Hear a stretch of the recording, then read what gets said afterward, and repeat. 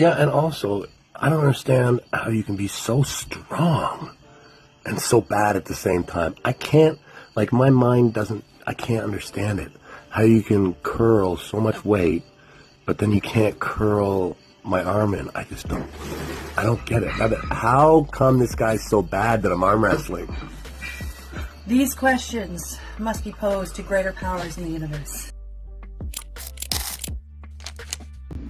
On September 28th at King of the Table 12, Devon LARRATT will have a left-handed super match against Leonidas Arcona. Something about this match seems off to me, especially the way Devon is trying to promote it on Instagram to sell the pay-per-views. It seems completely off. He's calling out Leonidas in a weird way, telling him, or rather asking him, how can he be so big, so muscular and so weak at the same time. So basically Devon is telling Leonidas and the fans that Leonidas is the weakest pound for pound guy that he has ever seen or arm wrestled, as if Devon has never arm wrestled Derek Smith, which is kind of weird. And when I say the guy's terrible, I mean he's got these great big muscles. He's freaking huge. He's so massive.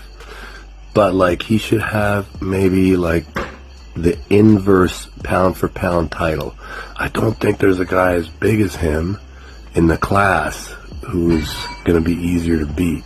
And then Leonidas not responding to Devon LARRATT. We have to understand that this match is set at King of the Table. King of the Table and East versus West, these two hold the highest standards of super match arm wrestling. And in my opinion, for a match to be set at such organizations or even the smaller organizations, one of these four criterias must satisfy. Number 1, at least one of the two arm wrestlers must think that it is a close match. If both think that they are going to win and that's why it's not close, then it's totally okay. If both think that there is one favorite arm wrestler to win this match, then it's a whole different story, which we usually don't like to see. Number 2, the fans think that it is a close match. Number 3, the fans don't think that it is a close match, but they still demand for it because of some other reasons. Number 4, the challenger has qualified for a title match. In that case, it doesn't matter if it is close or not. It doesn't matter if the fans want it or not. But for this match, I don't think any of these four conditions are being met. I don't believe that Leonidas thinks he can win this match. I don't think the fans think that it is a close match. I don't think the fans demanded this match, and this is surely not a title match. So this kind of raises some questions why Devon accepted this match when he had countless other matches that he could have taken in 105 or even 115, or for that matter even in the super heavyweight division against some top 10 level guy. When Devon wasn't even training his left arm in the gym for many years, he still defeated guys like Georgi Svetkov, Yordan Sonev, Sandris Chedis and many others. Right now he has started training his left arm in the gym, so he should be taking matches at least at that level. And I think Devon knows that too. And that's why when we see his reels, it looks like as if Devon doesn't even want to trash talk his good friend who he believes he can beat without the mind games. But still, he's doing that for the promotion, for selling the pay-per-views. I may not be really happy with this match being set at King of the Table, but I'm really happy for Leonidas because he gets to face John Brzezinski and Devon LARRATT, two absolute legends of the sport, within 2 months of time. That is absolutely amazing. And that's why he doesn't want to miss out on this opportunity to shock the world.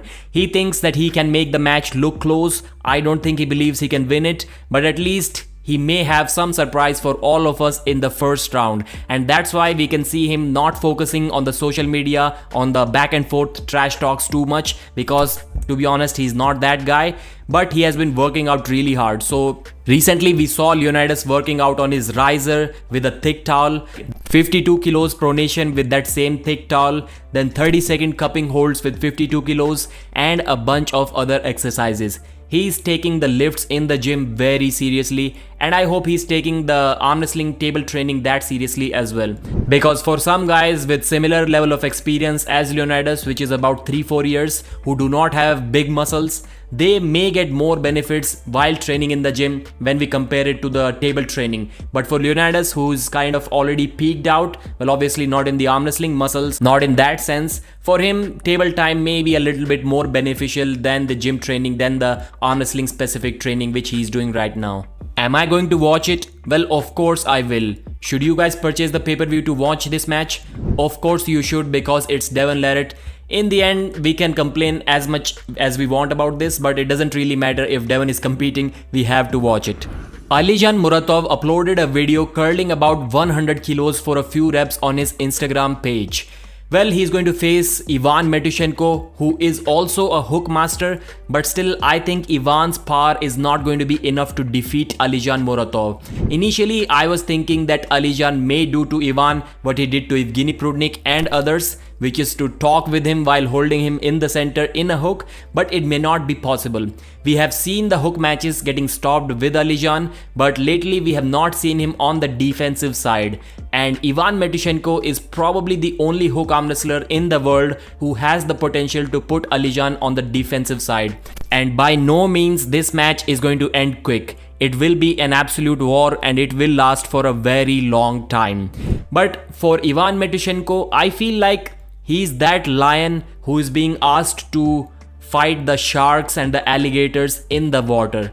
And it is not unfair because it's arm wrestling and he has to beat everyone if he wants to be at the top. But Ivan Matyushenko, Artem Morozov was an absolute defensive monster in that hook, which kind of proved to be too much for Ivan Matyushenko.